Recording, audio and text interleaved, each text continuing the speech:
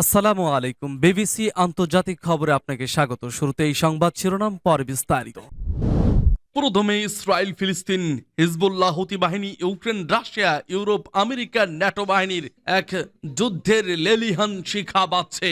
জানিয়ে দিব আমাদের হাতে থাকা সর্বশেষ গুরুত্বপূর্ণ আপডেট, আন্তর্জাতিক সংবাদ। জোলানির দাপটে কাঁপছে সব, পালাচ্ছে আসাদের সেনারা। পাল্টা বিদ্রোহের ছক সফল হবে কি, জানিয়ে দিব এ বিষয়ে বিস্তারিত সংবাদে। এরপর জানিয়ে দিব চলছে রাশিয়ার হামলার প্রস্তুতি, বসে থাকবে না পুতিন, রুশ সীমান্তে বিরাজ করছে উত্তেজনা। এদিকে পুতিনের হাতে নতুন ক্ষেপণাস্ত্র, ইউক্রেনে ছুড়বে শিগগিরই, হামলার আশঙ্কা যুক্তরাষ্ট্রের। সর্বশেষ জানিয়ে দিব সিরিয়া দখলের লোভে শনি রেখেছেন নেতানিয়াহু, সিরিয়ায় ইসরায়েলকে ঠেকাতে প্রস্তুতি নিচ্ছে লেবানন। শুনছিলেন সংবাদ শিরোনাম, এখন বিস্তারিত। তবে তার আগে অনুরোধ থাকবে ভিডিওটিতে একটি লাইক এবং কমেন্টস করে জানিয়ে দিন আজকের এই ভিডিও সম্পর্কে আপনার মূল্যবান মতামত। আর অবশ্যই এই ভিডিওটি আপনার ফেসবুক সোশ্যাল মিডিয়ায় শেয়ার দিয়ে ছড়িয়ে দিন। আর জানিয়ে দিন আপনি কোন জেলা থেকে বা কোথা থেকে আমাদের সংবাদটি শুনছেন এবং দেখছেন। অনুরোধ থাকবে আপনি যদি আমাদের এই চ্যানেলটিতে নতুন হয়ে থাকেন তাহলে অবশ্যই চ্যানেলটি সাবস্ক্রাইব করে পরবর্তী আপডেট সংবাদ পেতে চোখ রাখুন এবিসি বাংলা নিউজে। সিরিয়া যখন সন্ত্রাসে বিদ্রোহীদের দখলে চলে গেল, প্রাণ বাঁচাতে দেশ ছেড়ে গেলেন প্রেসিডেন্ট বাশার আল আসাদ। পালানোর পথ পেল না দেশটির সেনারা, জীবন বাঁচাতে তাই তারা আজ দেশান্তরে। কোথায় গেছেন তারা? আজ কোন দেশে আশ্রয় খুঁজছে সিরিয়ান সৈন্যরা? জানা গেছে 4000-এর বেশি সিরিয়ান সেনা ইরাকে পাড়ি জমিয়েছেন। ইরাকি সামরিক কর্মকর্তারা বিষয়টি নিশ্চিত করেছেন সিরিয়ান সেনাদের আর উপায় বাকি। এখন কার ভরসায় তারা লড়বেন? ইরাকের আনবার ট্রাইবাল মোবিলাইজেশন ফোর্সের এক কর্মকর্তা জানিয়েছেন সিরিয়া থেকে আসা সেনারা তাদের অস্ত্র আর গোলাবারুদ সমর্পণ করেছেন। তাদের সাজোয়া যানবাহনগুলো ইরাকি সেনাদের হাতে জমা দিয়েছেন। তাদেরকে ইরাকের অজ্ঞাত একটি ক্যাম্পে রাখা হয়েছে। বাশার আল আসাদ সরকারের বড় সমর্থক ছিল ইরাক। বর্তমানে ইরাকের সাথেও দেশটির সুসম্পর্ক রয়েছে। কিন্তু বিদ্রোহী সন্ত্রাসীরা দামেস্ক দখলে অভিযান শুরু করলে ইরাক নিরপেক্ষ ভূমিকা নেয়। সেই সব পুরনো আলাপের চেয়ে বর্তমান পরিস্থিতি ভয়ঙ্কর হয়ে উঠছে। সিরিয়ার বিস্তীর্ণ জমি গিলে খাচ্ছে দখলদার ইসরায়েল। তাদেরকে সিরিয়ান কোন শক্তি প্রতিরোধ করলেই শুরু হবে আরেকটা যুদ্ধ। এভাবেই মধ্যপ্রাচ্যের রাজনৈতিক পরিস্থিতিতে জটিলতা বাড়ছে। গোলান মালভূমি সিরিয়ার অংশ হলেও তা এখন ইসরায়েলের দখলে। ইহুদি রাষ্ট্রটি দক্ষিণ সিরিয়ার বিস্তীর্ণ এলাকাও নিজেদের নিয়ন্ত্রণে নিয়েছে। গত 10 ডিসেম্বর থেকে দেশটির গুরুত্বপূর্ণ সামরিক স্থাপনা এবং বিমান ও নৌঘাটিতে টানা বিমান হামলা চালিয়েছে ইসরায়েলি বিমান বাহিনী। পাশাপাশি স্থল অভিযান চালিয়ে সিরিয়ার জমি দখল চলছে। ইহুদি সরকার জানিয়েছে সিরিয়া থেকে যেন ইসরায়েলে আক্রমণ না হয় তার জন্য সিরিয়ার ভূখণ্ডে একটি নিয়ন্ত্রিত অঞ্চল গঠন করবে তারা। সিরিয়ার আসাদ সরকারকে হটানোই সক্রিয় ভূমিকা ছিল বিদ্রোহী গোষ্ঠী হায়াত তাহরির আল শাম। জইস আল ইজ্জা নামের আরেকটি সহযোগী সশস্ত্র গোষ্ঠী তাদের দোসর। এই বিদ্রোহীদের আধিপত্য ইসরায়েলি সেনাদের দখলবাজির সামনে চ্যালেঞ্জের মুখোমুখি হতে পারে। গত 10 ডিসেম্বর থেকে 48 ঘন্টায় সিরিয়া জুড়ে 500-রও বেশি বিমান হামলা করেছে ইসরায়েল। হামলায় দামেস্কের গুরুত্বপূর্ণ সেনানিবাস, প্রতিরক্ষা গবেষণাগার এবং সামরিক স্থাপনা গুড়িয়ে দিয়েছে। এছাড়া ইসরায়েলি প্রতিরক্ষা শক্তির বিমান বাহিনী সিরিয়ার বিমানবন্দর, অস্ত্র গোলাবারুদের ভান্ডার, রাডার স্টেশন, সামরিক সিগন্যাল স্টেশন এবং ক্ষেপণাস্ত্র গবেষণাগার ধ্বংস করেছে বলে খবর আছে। ফলে এইচটিএস বাহিনীও শক্তি হারাচ্ছে। এই অবস্থায় সিরিয়ার সৈন্যরা ইরাকে চলে যাওয়ায় সিরিয়া অরক্ষিত হয়ে পড়েছে। এসব সেনা পরবর্তীতে গুছিয়ে উঠে বাশার আল আসাদের হয়ে লড়াইয়ে ফিরতে পারে। সিরিয়ার বেশ কিছু এলাকা এখনও নাকি আসাদ সরকারের পক্ষের লোকজনের নিয়ন্ত্রণে রয়েছে। সেই সব এলাকাবাসীকে সংগঠিত করে তাদের কাছে সাহায্য পৌঁছে দিতে ওইসব পলাতক সেনারা কাজ করতে পারে। তেমন হলে দেশটিতে জটিলতা বেড়ে যাবে। 2021 থেকে 2024 সালের মধ্যে বিশ্বের বিভিন্ন দেশে বড়সড় সংঘাত শুরু হয়েছে। 2024 সাল শেষ হচ্ছে সিরিয়ার স্বৈরশাসক বাশার আল আসাদের পতনের মধ্য দিয়ে। সিরিয়ায় সরকার পতনের আঁচ লেগেছে ইসরায়েল রাশিয়া সহ স্বৈরশাসন চলে এমন দেশগুলোতে। নড়ে চড়ে বসছে নেতানিয়াহু আর পুতিন প্রশাসন, কিন্তু তাতেও শেষ রক্ষা হবে কিনা সেই সংখ্যা থেকেই যাচ্ছে। সাম্প্রতিক সময়ে রুশ সীমান্তে অনুপ্রবেশ করেছে ন্যাটো সদস্য দেশের সামরিক যান। পোল্যান্ড থেকে সীমান্তে যাচ্ছে ঝাঁকে ঝাঁকে ন্যাটো সামরিক যান। রাশিয়ার দোরগোড়ায় ন্যাটো সদস্য দেশের এমন যুদ্ধযান মোতায়েনকে গভীরভাবে পর্যবেক্ষণ করছেন পুতিন। বিভিন্ন গণমাধ্যমের প্রতিবেদন বলছে পোল্যান্ডে অনেক বেশি সাজোয়া যান স্থানান্তর করেছে ন্যাটো। এ বিষয়ে রুশ কর্মকর্তা সের্গেই লেভেদেভ নিশ্চিত করেছেন তিনি ফ্রান্সের A63 রুট দিয়ে সাজোয়া যান চলাচলের ছবি আর ভিডিও ধারণ করেছেন। ভিডিওতে দেখা গেছে যুদ্ধযানগুলা জার্মানির মাগডোবার্গ শহর আর পোল্যান্ডের সিনোজস্কি শহরে মহড়া চালাচ্ছে। ইউক্রেন ইস্যুতে ন্যাটো আর রাশিয়ার টানাপোড়েনের মধ্যেই সামরিক যানগুলো পোল্যান্ডে যাচ্ছে। ন্যাটো আর ইউক্রেনকে আবারও সতর্ক বার্তা দিয়েছেন রুশ প্রেসিডেন্ট ভ্লাদিমির পুতিন। তিনি বলেন, ন্যাটোকে শায়েস্তা করতে অরেশনিক ক্ষেপণাস্ত্রই যথেষ্ট।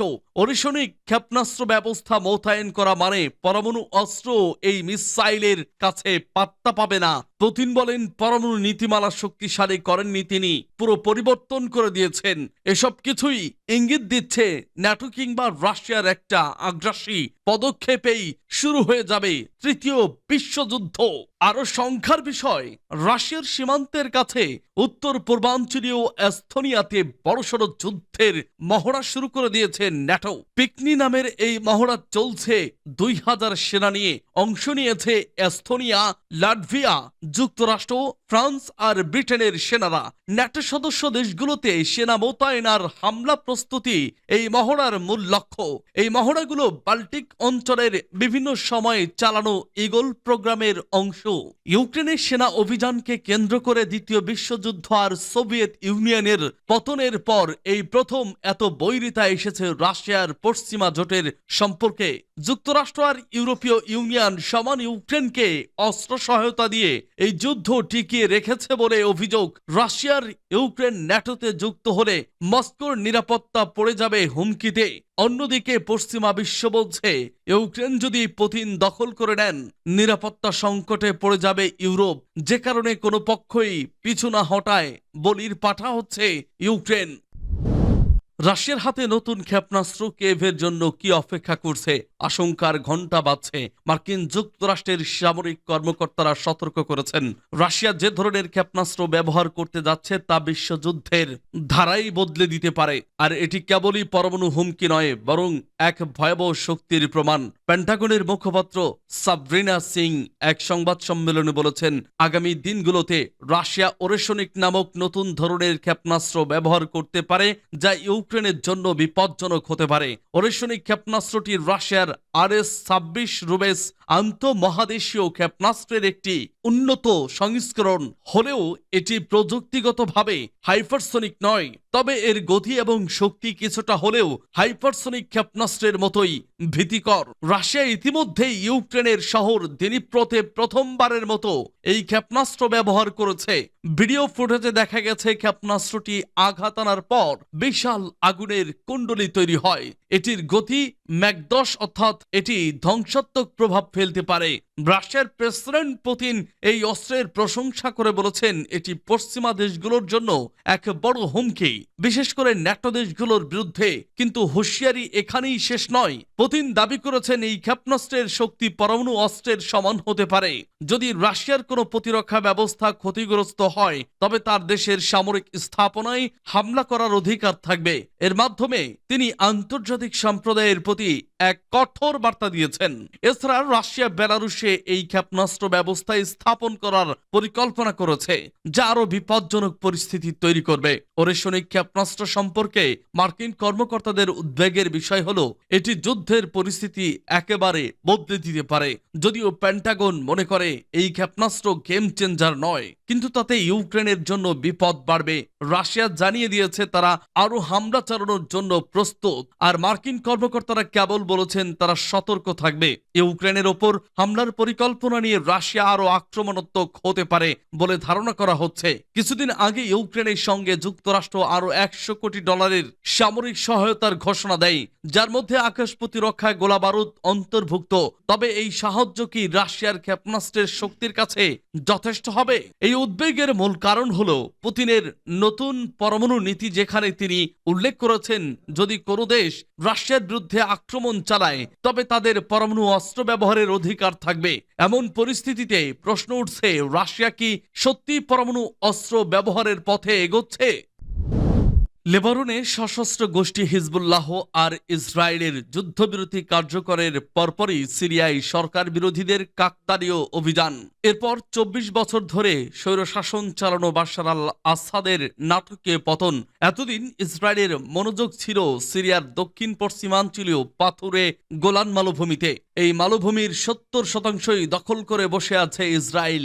এবার তেল আবিবের কুঞ্জর হয়তো পুরো সিরিয়ার দিকেই এই গোলান মালভূমির দিয়ে সমানে প্রবেশ করছে ইসরায়েলের প্রতিরক্ষা বাহিনী। কিন্তু প্রধানমন্ত্রী বেনিয়ামিন নেতানিয়াহু জানেন না, সিরিয়ায় প্রবেশ করতে গিয়ে নিজের কপালে নিজেই শনি ডেকে আনছেন তিনি। ইসরায়েলের প্রতিরক্ষা বাহিনী আইডিএফ এর পুরো নজর এখন সিরিয়ার দিকে। এই সুযোগে লুফে নেওয়ার প্রস্তুতি নিচ্ছে লেবাননের সশস্ত্র যোদ্ধাদের সংগঠন হিজবুল্লাহ। ইসরায়েলকে টেক্কা দিতে প্রস্তুতি নিচ্ছে লেবাননের সেনাবাহিনীও। তবে কি সিরিয়ায় ভুলের মাসুল ইসরায়েলকে দিতে হবে লেবানন যুদ্ধ দিয়ে? তেল আবিবের জন্য তৈরি হচ্ছে বড় বিপদ সংকেত, কারণ দেশের উত্তরাঞ্চলে আর মনোযোগ দিতে পারছে না আইডিএফ। তবে কি লেবাননের সেনাবাহিনী ইসরায়েলে হামলা করে বসবে? সাম্প্রতিক ভিডিওতে দেখা গেছে লেবাননের সেনাবাহিনী আল খিয়াম, আইন আরব আর হাম্মামের মতো শহরে সেনা মোতায়েন করছে। যুদ্ধবিরতির পর সীমান্তে সেনা মোতায়েন করছে দেশের সেনাবাহিনী। সংবাদ মাধ্যম আল মায়েদিন বলছে, আল খিয়ামে প্রবেশের জন্য প্রস্তুত বুলডোজার। সীমান্তের আশেপাশের এলাকাগুলোতে প্রকৌশলীদের মোতায়েন করা হচ্ছে। যুদ্ধবিরতির মধ্যে লেবাননের সেনাবাহিনীর এই প্রস্তুতি আইডিএফ এর জন্য বেশ উদ্বেগজনক। মূলত আইডিএফ সিরিয়ার দিকে মনোযোগ দেওয়ার পরপরই এই প্রস্তুতি নিতে দেখা গেছে লেবাননের সেনাবাহিনীকে। সিরিয়ায় এইচডিএস এর বিদ্রোহীদের অনুপ্রবেশের পর এখন আইডিএফ সেনারা অবস্থান নিয়েছে গোলান মালভূমির কাছে। বাশার আল আসাদের পতনের পর এখানকার বাফার জোন ও পুরোপুরি নিজেদের নিয়ন্ত্রণে নিয়েছে ইসরায়েল। সিরিয়ার নিয়ন্ত্রণ থাকা উপত্যকার বাকি 30% দখলে নিয়েছে আইডিএফ। সেখানে উড়িয়ে দিয়েছে ইসরায়েলের পতাকা। অন্যদিকে এমন খবরও চড়াও হয়েছে সিরিয়ার বিদ্রোহী গোষ্ঠী এটিএস এর পরবর্তী টার্গেট জেরুজালেম। তবে কি পুরোপুরি ইসরায়েলের দখলে যাচ্ছে সিরিয়া, নাকি সিরিয়ায় আসাদ সরকারের পতন ঘটানো হায়াত তাহরির আল শাম দখল করতে যাচ্ছে জেরুজালেম? উড়িয়ে দেওয়া যাচ্ছে না লেবাননের সেনাবাহিনী কিংবা হিজবুল্লাহর ইসরায়েলের হামলার সংখ্যাও। চতুর্মুখী বিপদে এবার কি করবেন ইসরায়েলের স্বৈরশাসক নেতানিয়াহু?